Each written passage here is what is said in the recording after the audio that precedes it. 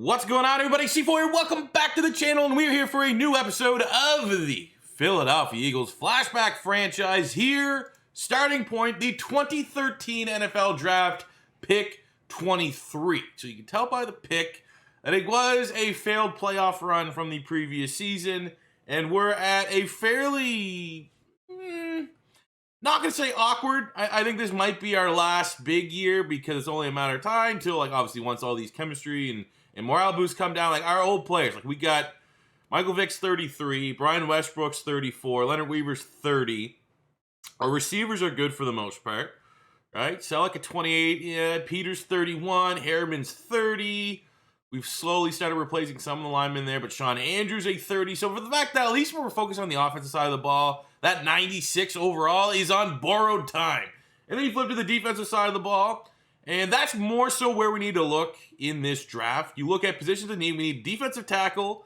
You could argue we definitely need a corner, and I think it would be good to prepare for life beyond Quentin McKellett. 32, he's going to be, the regression is going to hit sooner than later, but corner is obviously a huge need as well as D-tackle and safety. I'd put those as my top three. So I ask you guys in the comment section below to let me know who I should pick at pick 23. I'm not always going to go with the most popular option, but I'll always consider, and if there's one that makes the most sense, I will do so. So here was our draft board. These are all guys that were in consideration. Really, for me, it came down to, like, obviously it's a first-round pick. So anyone that graded out with a first-round talent, those are the guys I was kind of leaning to, and Manti Te'o. So we had Sheldon Richardson, who won Defensive Rookie of the Year this year with the Jets. We have Manti Te'o, obviously. We all know him now for the memes and for the fake girlfriend. But at the time, man, he was, like, what? Wasn't he a runner-up for the Heisman or, like, top 3 for the Heisman? He was insanely good at Notre Dame. And I'm going to kind of hope maybe he's probably not going to be there when it's our second-round pick, but maybe. We had Alec Ogletree, middle linebacker here. We'd kick him inside the middle. We have Darius, a big play, Slay, grading out as a first-rounder and trying to make that happen right away. Obviously, now he's a member of the Eagles, but first started and played for a long time in Detroit. Or we have Florida Gator bias, Matt Elam at free safety to get ready to prepare for life beyond Quentin McKellett free safety. And this kind of, have a long-term safety duo, hopefully, because obviously Matt Elam was a bust, but a long-term safety duo with Harrison Smith. And B, bust. He was a bust. We have yet to draft any busts and have that redemption arc. I mean, you could kind of argue that Manti Te'o would fit that mold, kind of argue that Sheldon Richardson could fit that mold, but I mean, I don't know if Sheldon Richardson, because he won Defensive Rookie of the Year, and it's been solid, could be considered a bust. He just hasn't reached the levels that a lot of people assumed he could from that rookie season. Either way, I thought about it. I actually didn't see anybody suggesting Sheldon Richardson. I'm going to go with this.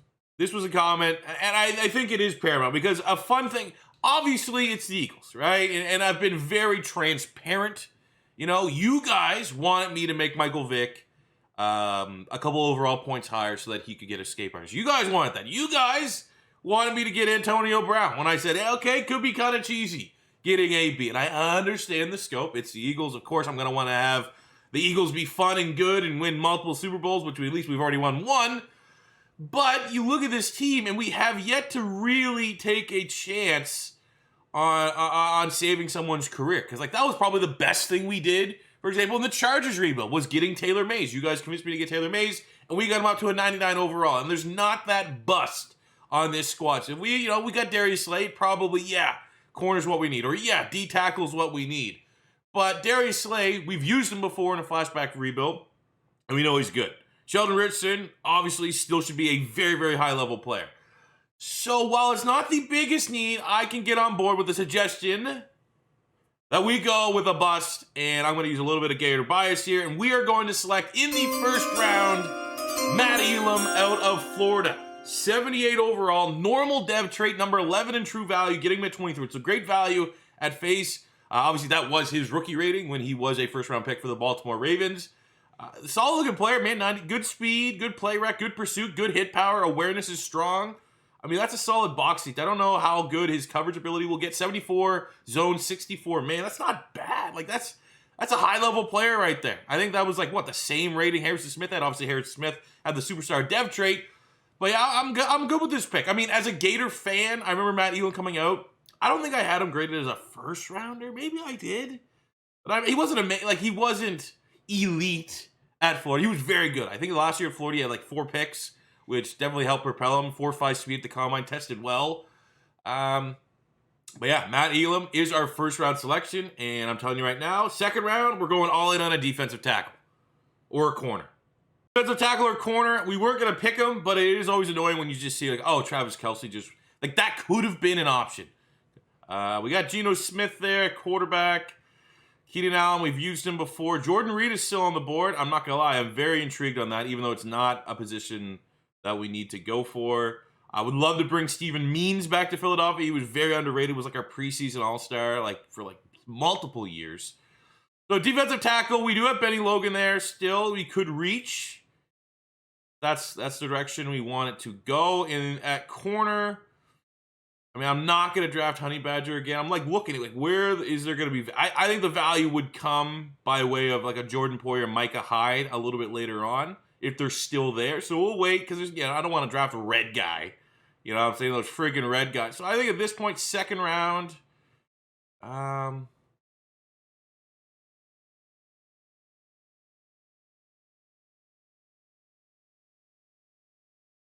I got Jordan Reed there. What are the odds that, like, I mean, we could get a Jesse Williams. What are the odds, like, what's he? He's late third, Benny Logan, early third. No, let's go Benny Logan. I like him in Philly. 68 normal. You know Jordan Reed's better than that. But we need a D tackle. He's already a 1-point upgrade over the old D tackle that we have right now, penciled into DT2. And he was good Philly. I liked him. I was always a fan. All right, third round. We still got some good players here. David Bakhtiari is there. We don't need a tackle at this given point. I'm glad we got our D tackle. Like, we wouldn't have had Benny Logan. If we would have went Jordan Reed, Benny Logan still wouldn't have been here. We could have went Jesse Williams, but that's not necessarily the play I would have gone. But you look at the corners here. Logan Ryan is still here, third rounder with a late third round talent. I still think Micah Hyde, yeah, I kind of want to get Micah Hyde and Jordan Poyer.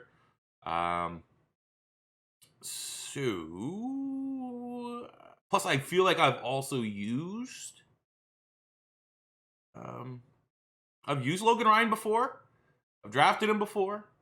So I'm going, like, Bakhtiari makes the most sense here, but I feel like that's going to be a pick, like, when we actually have, like, a glaring hole on the offensive line. Right now, our tackles are pretty solid for the most part. So you know what? I'm gonna go. I mean, we could probably get all of them. I could probably get Logan Ryan, Micah Hyde, and then Jordan. Screw it. We'll get Micah Hyde. I'm not even gonna overthink it. We're gonna slightly go above his round, but we need a corner. Micah Hyde, 69 hidden dev, number 54 in true value, getting him at 87. I think our next pick most likely will be Jordan Poyer. So at the conclusion of the draft, it was a low-key draft. We've been spazzing on drafts for the most part, going off, getting like, unbelievable pulls. This one here, we'll go for the more humble approach. So we saw the Matt Elam selection. We got Benny Logan. We have the hidden dev in Micah Hyde. Fourth round, I brought in Steven Means, 65 normal. Fifth round, I grabbed Jordan Poyer, 66 with that hidden dev trait. Kind of, maybe we could develop it at a corner, but obviously he reached new career highs once he moved to safety and obviously off the field once he moved to safety. Oh my God, she's so hot. But yeah, point being, if we can never get Matt Elam to turn it around, and hopefully he does, right? All expectations that he does, we could kick Jordan Poyer back to safety, but he does have that hidden dev working for him. We got Omeme and then Paul Warlow to finish out the draft here. Just some depth on the offensive line and at linebacker. But 2 hidden devs between Micah Hyde and Jordan Poyer, reuniting the Buffalo Bills duo. And then we bring in Means and Benny Logan for a little bit of flashback Eagle vibes. And our chance at redemption, Matt Elam at free safety at pick 23 in the first round. So at about the midway point, 4-3. Not too bad. I will say I just had the first skill point that I could spend for Matt Elam, which is not great. Week 8, week 9, the whole preseason. He's our starter, and he's only gone up 1 overall. That's what we want. We want that grind, right? We can't have that instant gratification. You want the guys to work for it, and then we can see there too as well. Very quickly at the bottom, Hyde has been playing a lot of snaps. Micah Hyde has been our slot corner. He's a star dev, 71 star dev, still working on Jordan Poyer.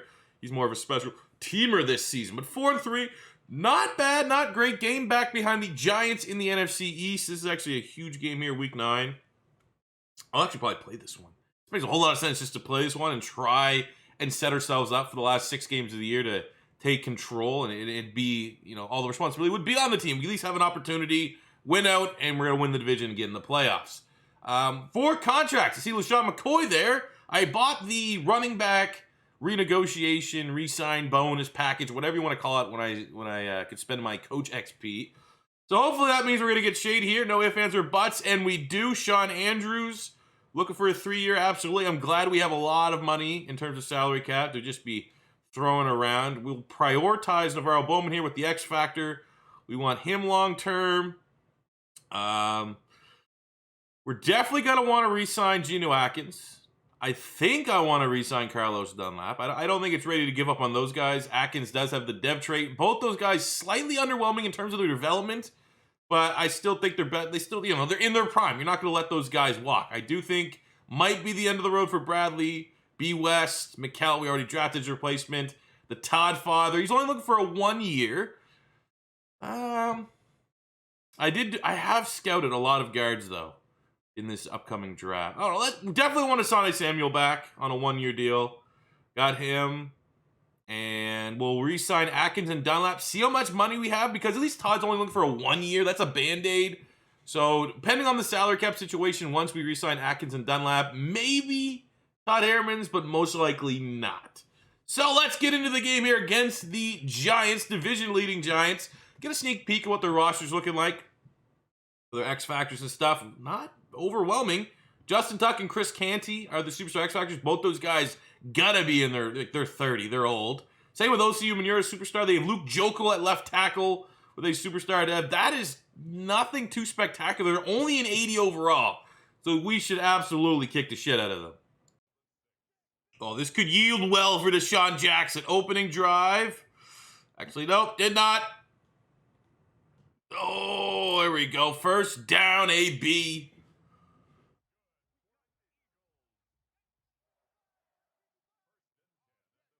Wait, what? Do they have an edge rusher on Jeremy Maclin? Does that look ridiculous? We look at 51. What is... Better believe I'm going to take that.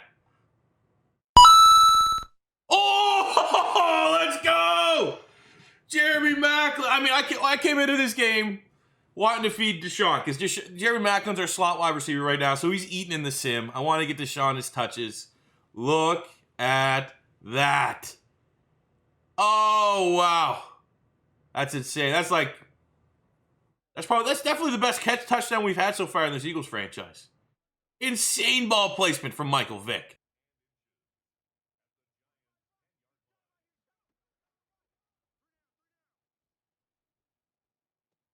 Good. That's good. I don't think I've missed a pass yet. I think we're like 9-9 for Michael Vick. 2 tutties on the first quarter. Oh, not the right spot of the field to go play action. Whatever.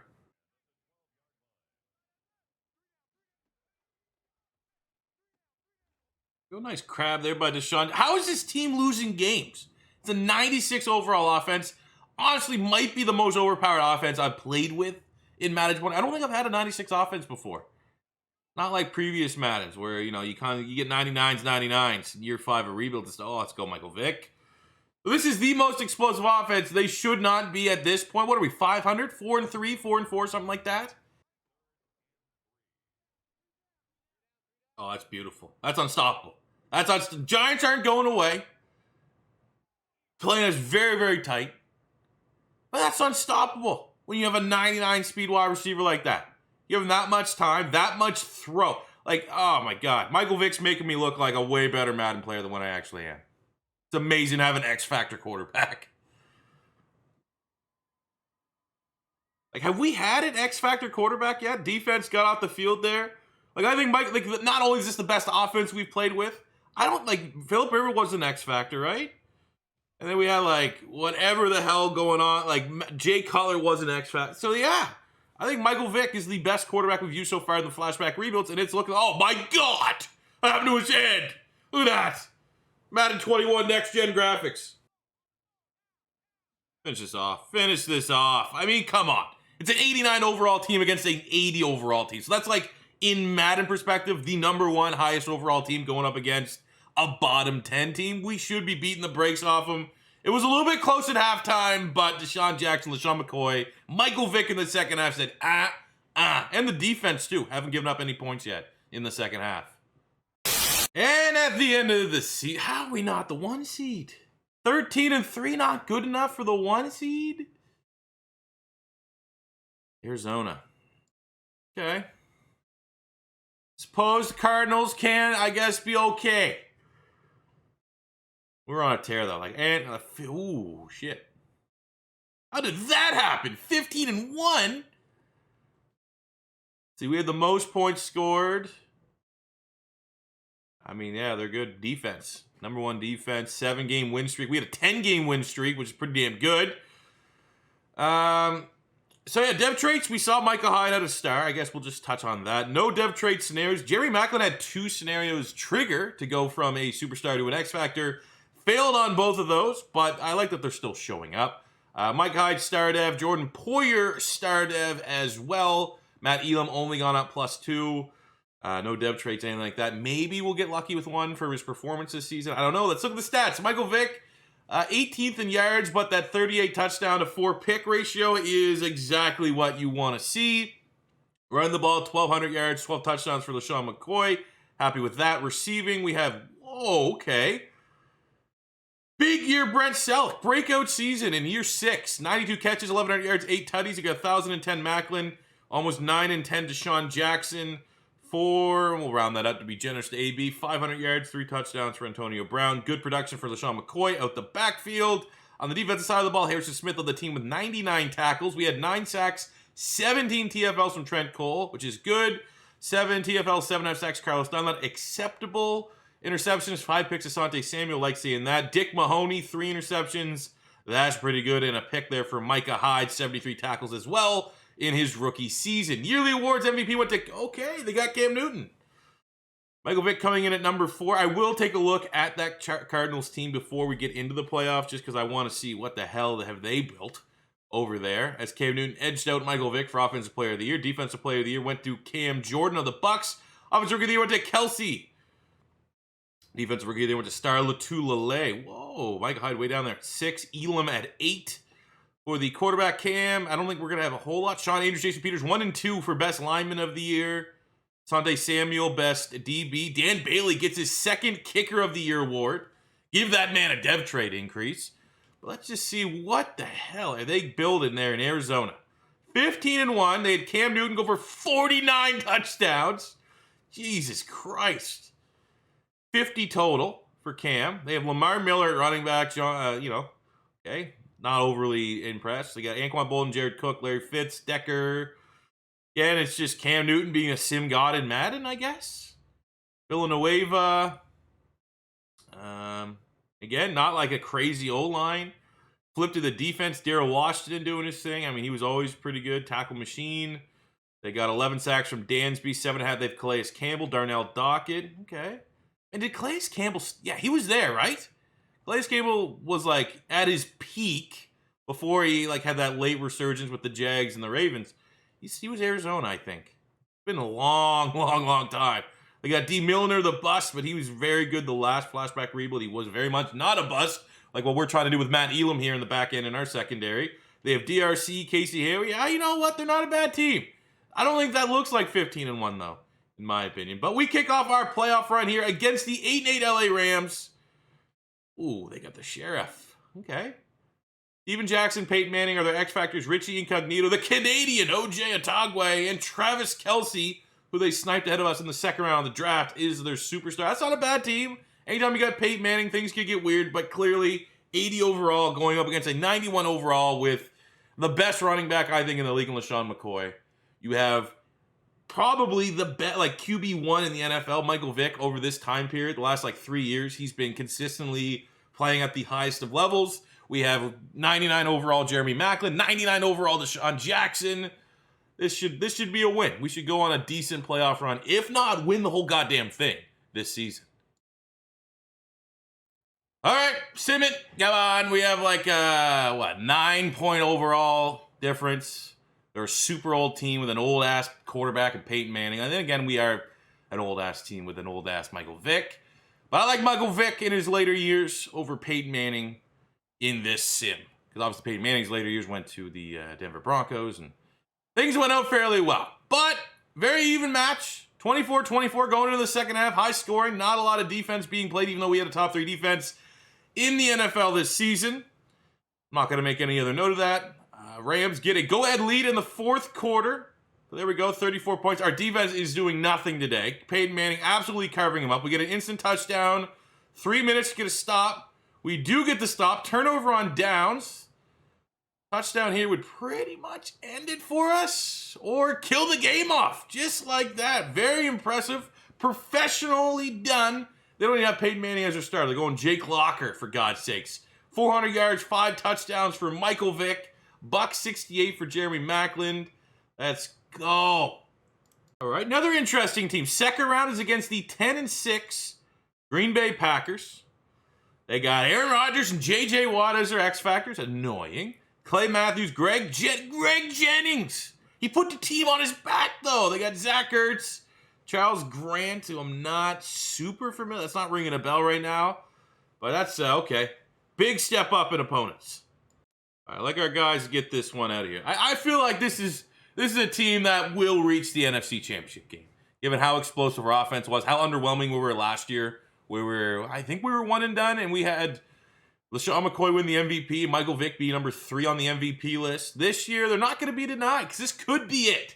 This could be our final season. Like, Michael Vick could retire in this offseason and completely screw up our franchise, because I don't really, it's not a lot of great quarterbacks. This is another time, I can't remember if it was a Chargers rebuild or not, that we needed a quarterback like right around this same time. And you're like, oh, okay, Blake Bortles.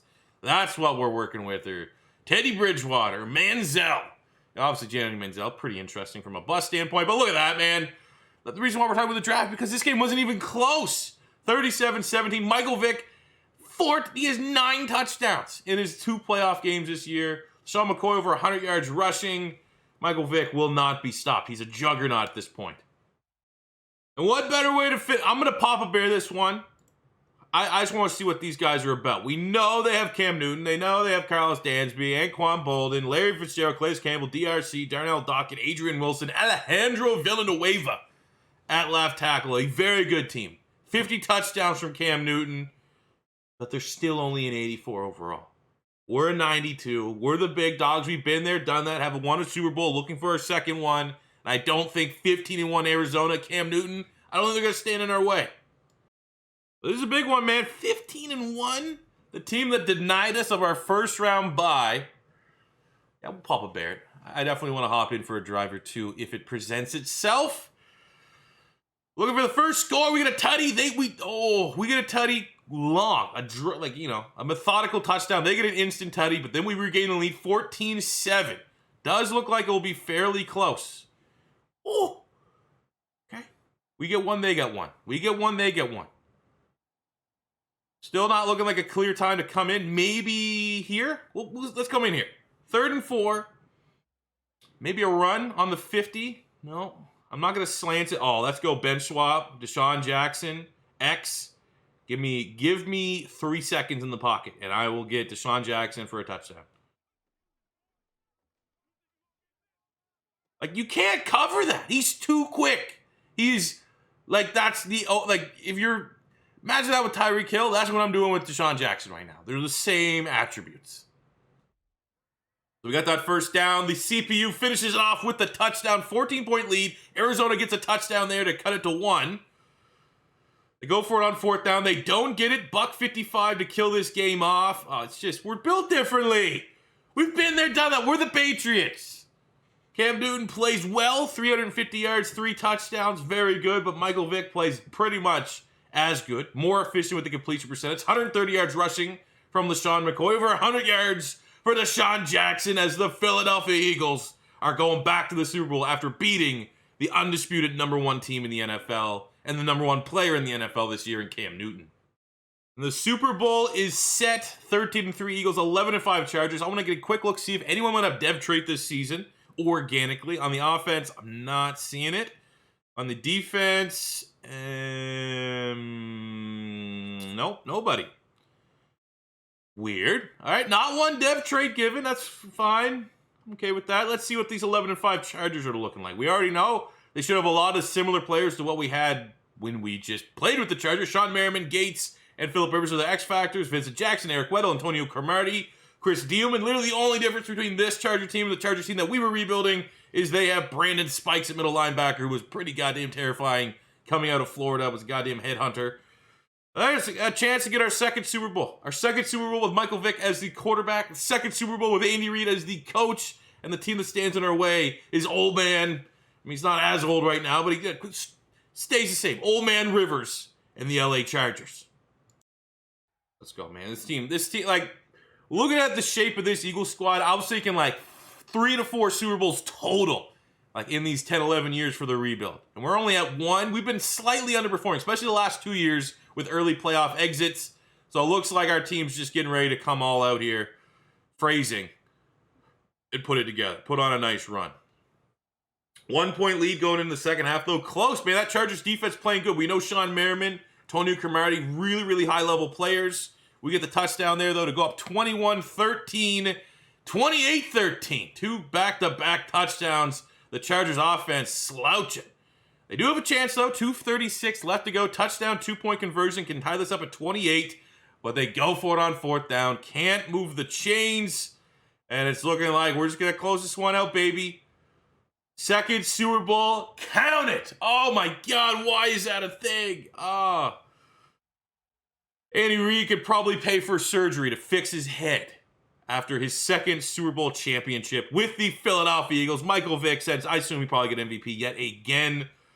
Awesome, man. It's good. I mean, it all goes back to that decision. We had Michael Vick. We had Donovan McNabb. Similar age, similar skill level. We made the decision to bench Donovan McNabb and eventually trade him to the Buffalo Bills and go with Michael Vick. The rest is history. That was easily the best decision we could have done. Michael Vick has been nothing short of amazing since he's been the starting quarterback here in Philadelphia. 2 Super Bowls, an MVP. Oh, it's actually shady. LaShawn McCoy, Super Bowl MVP, almost 200 yards rushing, 3 touchdowns on the game for the best running back in the NFL. There's Jason Peters, Antonio Gates dapping it up, but the confetti is green, baby.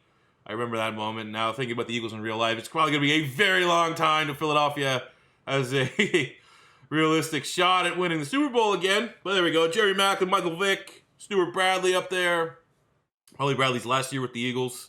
Got Shady, your MVP. Andy Reid, hopefully can pay for his head surgery so that his hat doesn't do that. Or maybe that's just the style right there. I don't know. But there's your second Super Bowl for the Philadelphia Eagles.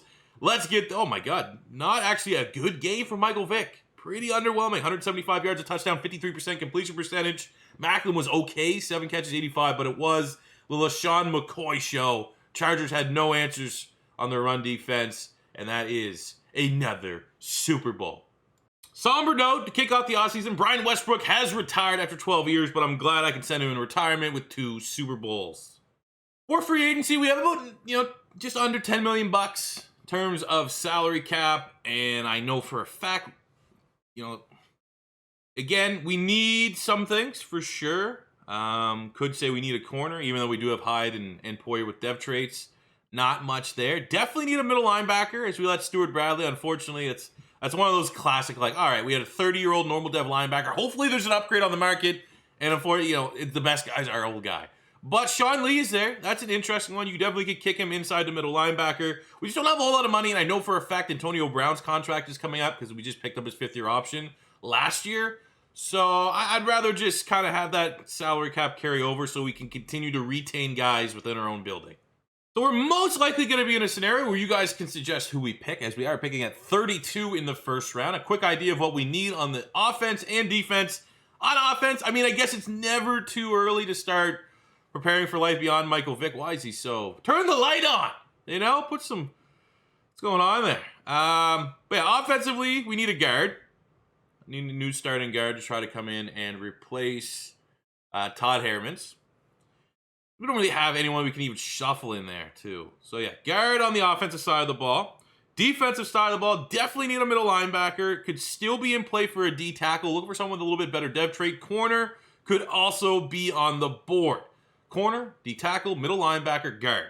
What do we have? If there's an obvious pick, we'll leave that as the cliffhanger. If there's not an obvious pick, we'll see. So quarterbacks that are available, Blake Bortles, Teddy Bridgewater, Derek Carr. Jimmy Garoppolo is also there. I don't think it's time yet to get our quarterbacks. But, you know, it might not be the dumbest thing because I 100% could feel like Michael Vick, you know, I'm not going to say he's going to fall off a cliff. I have seen weird things happen when like, I remember Phillip Rivers was 1 year, 38 touchdowns. Then he turned 35 and he couldn't get over 25. But I mean, we got Eagle legend Jordan Matthews here. We are talking about guards. So you look at guards, we have Gabe Jackson, Trey Turner. They're both third rounders, so that's a little bit out there to make for your first round selection. Brandon Linder as well, third rounder. However, we do have Joel Bitonio, who's listed as a tackle, early second round talent, but he's a guard. So I never think Joel Bitonio at guard makes a whole lot of sense. But yeah, we also will tab up Linder, Gabe Jackson. Trey Turner is a first rounder. I feel like I've drafted him before, though, in a flashback rebuild. So right now, I would say personally, Joel Bitonio on the offensive side of the ball is on top of my board. Defensive tackles, what do we got? Well, Stephon Tuitt could probably get kicked into D-tackle, even though he's a lot better than that. That's a surprising that was his rookie rating. He was kind of that undervalued coming out of Notre Dame on the Pittsburgh Steelers. But at D-tackle, we got Tim Jernigan. Not a lot of value. R.I.P. Lewis Nix. Irish Chocolate. Passed, you know, I don't know what it was, but I know he just recently passed away. That sucks. Middle linebacker. We got not really. I mean, Van Noy probably could play middle linebacker, even though he's an outside linebacker. We have Kelvin Smith down here in the 5th round. We could probably wait and hopefully get him in 3rd round, 4th round, something like that. Borland, Avery Williamson. Kevin Pierre-Louis is for the OGs. He was a Pink Slips legend way back. Secondary, again, this is not a good spot to be in. Literally nothing looks appealing. So let me know. I'm going to absolutely default to you guys. We desperately need a middle linebacker, and there's nothing there that screams draft. Like, you could hope, like, you know, the value isn't great, but you would hope that someone like Van Noy, for example, his base overall might not be great, but you're going to get a hidden dev in there somewhere. But I don't know. Bitonio feels like potentially the play here. Plug and play. Or Gabe Jackson. He's mid-second round talent. Trey Turner is late first. So like they're in the same tier, right? Bitonio, early second round talent. Yeah. I don't know. Let me know in the comment section below, fellas. If you guys agree with Bitonio, I'll probably just rock and roll with that to start out the next rebuild. But thank you guys for watching. I will say right now, because it's Eagles and there's a lot going on for free agency, and I'm still waiting for couple more signings to go through before I do, I grade all the team's free agent signings, but I will be doing an Eagles specific because they've done absolutely nothing in free agency so far. I'm thinking I'm going to make an Eagles specific, where can they still get free agents? Who would be good that's still available? And I'll probably throw in an Eagles mock draft as well. I'm going to record that after this. Actually, no, there's going to be Arsenal's playing a Europa League game, so I'll probably going to watch that. But tomorrow's video will be an Eagles in real life IRL, talk about the draft, talk about free agency videos. So stay tuned for that. Thank you guys for watching. And until next time, it's C4 saying, it's your first time stopping by, don't be afraid to hit that subscribe button, smash the like button if you enjoyed. And until next time, it's C4 saying peace out.